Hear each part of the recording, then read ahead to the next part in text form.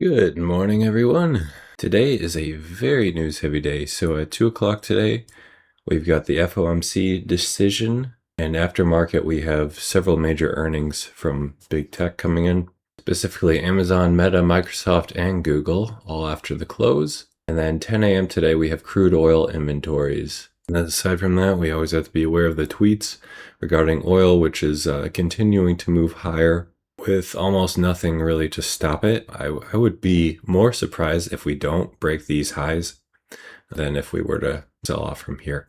We are getting into an area from a short-term perspective where we're a little bit overbought, so I want to be a little bit more cautious on buying oil today. But again, there's not a lot from a fundamental or technical standpoint that's going to stop this on the upside unless we get some major shift in regards to the war. Gold makes sense that it's still selling off. It's just made another leg lower. Now that it's moving into this area, what I would say is very much do nothing at this point in time, where the recent sell-off makes sense. But now that we've sold off, we're coming into an area where you'll have people that will see this as a major area of support. So we'll start to see buyers coming in. But on the flip side of that, you still have people that are going to view this as an overall downtrend, and gold could potentially make another leg lower. So this is what I would say is very much a battle area. But from a shorter term standpoint, I'd still favor the sell side with that if there are any good sell setups. But they are going to start getting more and more aggressive the further we move down. On the index markets, things are still looking very choppy. I expect a lot of volatility today. Lately, the YM has been really great for bounce plays when getting to the extremes. So I'm going to keep watching that because it just seems like time and time again, you get to these highs or these lows, and the market just provides these very sharp bounces on the smaller time frame. So I'll keep an eye out for that. So just really using tight stops, tight targets, but making sure that risk reward stays intact, because none of the levels look very strong in themselves, so they're more just basically guessing at areas that have potential for good risk-reward setups on the Dow today. The other index markets I'm going to stay away from, just too much news, especially the NASDAQ.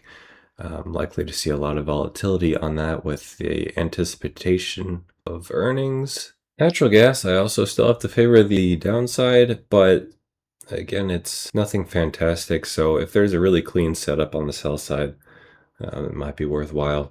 And man, I cannot shake this cold. So I'm just feeling very foggy today. So just gonna keep things in sim. Yesterday had a very tiny prop trade, took a long setup and ended up flattening it at about break even, a little better than that, just because the market conditions changed mid-trade, and was glad I did so because it did. If I would have held on to it, would have been a loss. So glad I got out at break even on that one. And copper is one, we're starting to see a tiny bit of a bounce here. This is one that I think is worth taking a buy set if it happened. It kind of already happened this morning around 7 a.m. So I would have preferred, if I was going to be buying copper, buy. This was the area here that I would have been looking to buy. But honestly, even if I was here at that time, just being a bit too early in, and this is more of a hindsight level, but absolutely makes sense that it did work. If we go a bit lower, I think buying down in this lower area is likely to see a good bounce. Now, this is too large for what I'm looking for today on my sim trading, but it's just a general area. I might try doing something a bit smaller like that if we do get down there on copper today. But with all that said, today is likely to be very volatile, so it could be a good day to just sit and watch.